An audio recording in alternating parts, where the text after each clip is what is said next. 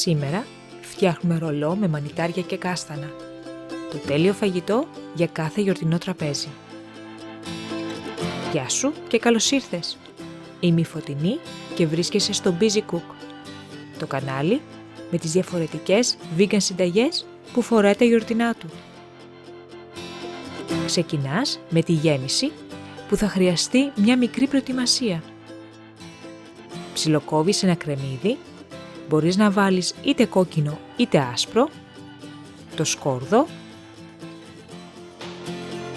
το σέλερι που θα δώσει μια μοναδική γεύση στη γέμιση, τα βρασμένα κάστανα, για ευκολία μπορείς να πάρεις έτοιμα βρασμένα και τέλος τα μανιτάρια που τα κόβεις σε χοντρά κομμάτια. Όλα τα υλικά τα κρατάς στην άκρη σε ένα μπολ για να τα σοτάρεις στη συνέχεια. Και επειδή μετά το σοτάρισμα θα μπουν σε πολυκόφτη, μη δίνεις ιδιαίτερη σημασία σε ομοιόμορφα κοψίματα. Κατόπιν, σε μεσαία προς δυνατή φωτιά, σε τηγάνι ή κατσαρόλα, αφήνεις το λάδι να ζεσταθεί και σιγά σιγά προσθέτεις πρώτα το κρεμμύδι και το αφήνεις για λίγο να μαλακώσει και να καραμελώσει. Συνεχίζεις με το σκόρδο, το σέλερι, τα μανιτάρια, το θυμάρι και το φασκόμηλο, αλάτι και πιπέρι,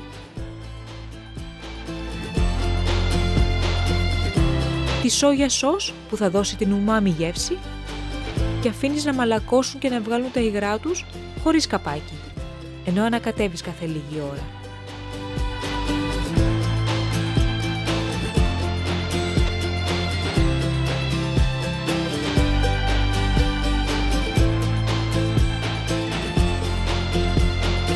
Μόλις εξατμιστούν όλα τα υγρά, ρίχνεις τις βρασμένες φακές. Μπορείς επίσης να χρησιμοποιήσεις και έτοιμες και τα χοντροκομμένα κάστανα και ανακατεύεις μέχρι όλα τα υλικά να ενωθούν και να απορροφήσουν τις γεύσεις. Κλείνεις τη φωτιά και αφαιρείς την κατσαρόλα στην άκρη για να κρυώσει τελείως η γέμιση. Αφού η γέμιση κρυώσει, τη ρίχνεις σε πολυκόφτη και χτυπάς για λίγο μέχρι να ομογενοποιηθούν τα μεγαλύτερα κομμάτια. Αλλά όχι να γίνουν πουρές, θέλουμε να έχει υφή. Στο μείγμα θα προσθέσεις τη διατροφική μαγιά,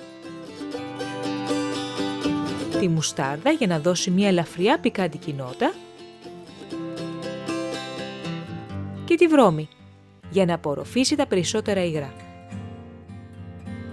Αν το μείγμα σου έχει πιο πολλά υγρά, τότε προσθέτεις λίγη παραπάνω βρώμη.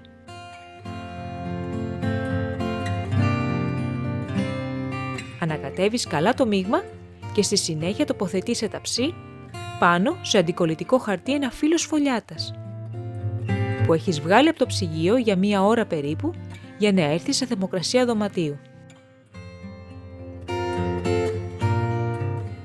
Στη μέση μοιράζεις ομοιόμορφα το μείγμα μανιταριών κατά μήκους και δίνεις ένα ωραίο σχήμα με το κουτάλι.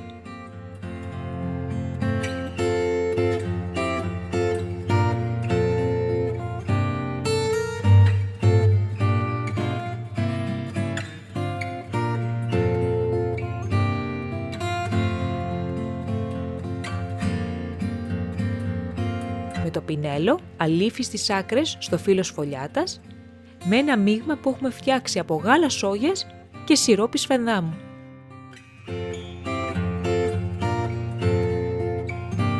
Και κλείνεις το ρολό διπλώνοντας τις άκρες της φωλιάτας προς τα πάνω σαν φάκελο.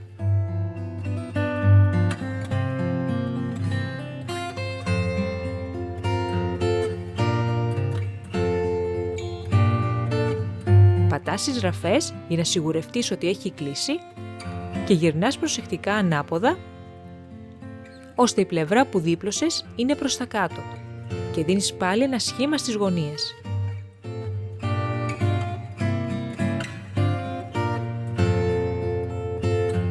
Με ένα μαχαίρι χαράζεις ελαφρά το φύλλο, προσέχοντας να μην κόψεις βαθιά.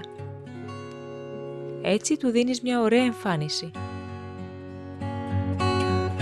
Μπορείς βέβαια να κάνεις διάφορα σχήματα με το μαχαίρι αντί για γραμμές.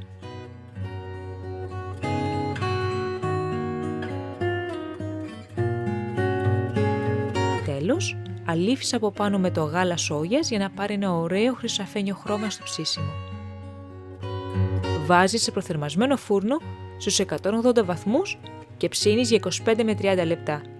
Και έχεις ένα νόστιμο ψητό με πλούσια γέμιση μανιταριών με κάστανα και αρωματικά που θα ευχαριστήσει ακόμα και τους πιο δύσκολους. Αν σου άρεσε αυτό το βίντεο, τότε ξέρεις τι θα κάνεις. Δώσ' μου ένα like, κάνε εγγραφή στο κανάλι μου και πάτα και το κουδουνάκι. Καλά μαγειρέματα!